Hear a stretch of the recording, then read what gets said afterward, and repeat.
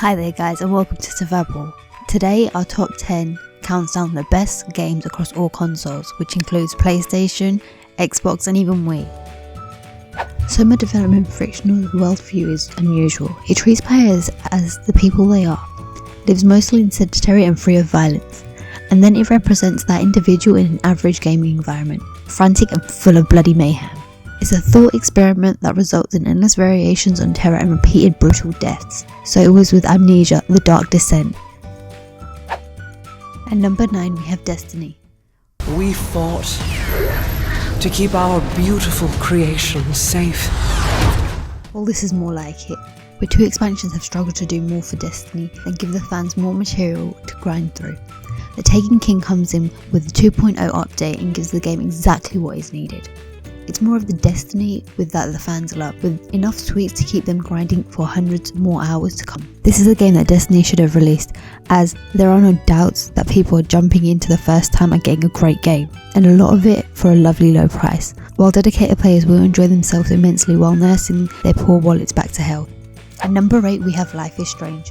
Life is Strange is one of the episodic series in a short history of genre. The game has a great story, skillfully takes on serious issues and has a really good soundtrack. What's more is that there are at least as much more gameplay as simple viewing, and the entire game can take more than a dozen hours to finish. There are some minor flaws here and there, but that won't overshadow the fact that this is one of the best stories of the year.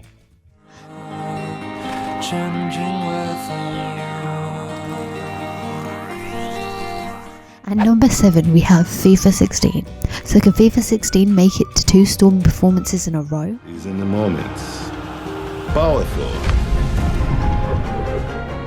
Suspenseful. Stunning. In most respects, yes. Building on the EA Sports more authentic brand of football and fixing of many few complaints we had with FIFA 15, FIFA 16 is once more a good football game, though unfortunately it hasn't evolved a lot when compared to its predecessor. It's a slower game filled with small improvements dragged down by a shameful online multiplayer that needs to be fixed sooner rather than later. FIFA 16. At number 6 we have Assassin's Creed Syndicate. For the first time, the Bruce Scrambling's Hidden Blade building series is tackling Victorian London with Assassin's Creed Syndicate. We'd argue that it is Victorian London more reminiscent of Guy Ritchie's Sherlock Holmes movies rather than one of the Dickens, Oscar Wilde and George Bernard Shaw.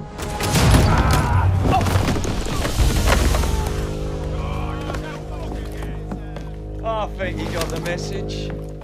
Syndicate is a tale of dark conspiracies, violent gangs, child labour and heavy industry that succeeds in mixing up well-established Assassin's Creed formula and introducing a well-needed breath of fresh life. The Assassin's Creed saga is starting to feel a bit tired when it comes to structure and gameplay, but Syndicate does pretty much everything that Unity tried to do but better, well except for the multiplayer, which has been completely taken out of the game, and it grabs players' attention with great characters and finally a decent storyline.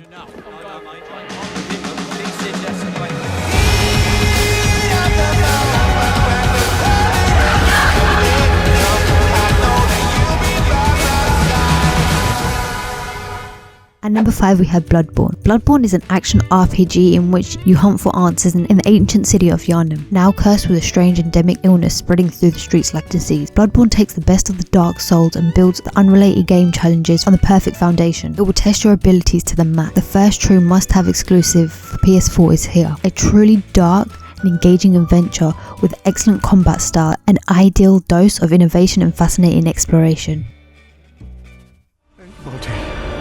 I've had enough of this dream. Please.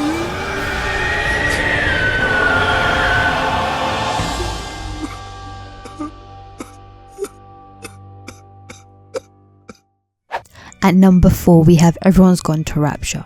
It is a very English kind of apocalypse, one that takes place without much fuss or obvious violence or screaming in a quiet Shropshire valley in the mid-1980s. There may be the odd sign that not everything is right, but this is an apocalypse where the victims appear to have quietly disappeared, leaving a radio blaring in the garden, doors unlocked, a van left open on the side of the road. By taking inspiration from a very British vein of sci-fi, and most specifically the 15 novels of John Wyndham, the team at the Chinese Room have created the most apocalyptic game unlike any other.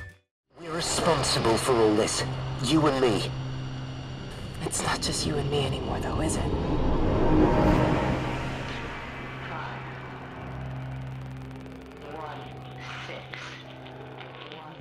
At number 3 we have Mario Maker. In less ingenious hands, Super Mario Maker could have been a short-lived gimmick of a game, a simple level design tool with delusions of grandeur. In Nintendo's hands it has become something else, not merely a DIY game maker, but a celebration of all things Mario, in which building courses is as much fun as playing them, whether you're a budding game designer or someone looking for a steady stream of old school 2D platform action. Super Mario Maker has something in it for you.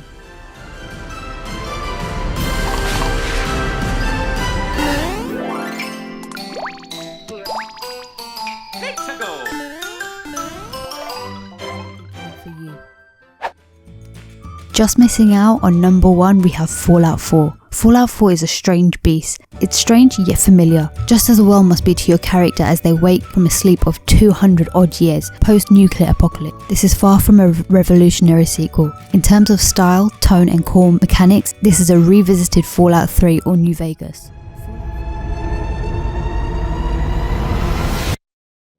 Fallout 4 is a roaring response to criticism that the series has ignored its qualities as a shooter in favour of its deeper and stronger RPG route. Nearly every design change in Fallout 4 praises the game as a more streamlined modern shooter with high production value across the truly open world Commonwealth wasteland. At number 1 we have The Witcher Wild Hunt. With The Witcher 3 Wild Hunt, CD Projekt Red Saga has grown into something magnificent. It's a game of truly epic scale that still displays an eye for every detail. It's one that sees the hero, Geralt the Witcher, fully transformed from the sword-swinging Mr. Loverman of the first Witcher into a mature, reflective hero. Its shockingly cohesive world is as beautiful as it is demanding, and it is packed full of mature content that throws you from one emotional response to the next. Its storytelling is superb, its combat is grippingly refined, and its often unforgiving nature only lends itself to a brilliantly rewarding experience. The definition's blurred.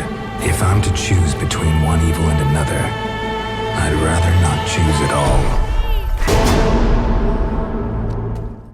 So, which fact did you find more interesting? Let us know in the comments down below, and don't forget to like, comment and subscribe to our channel.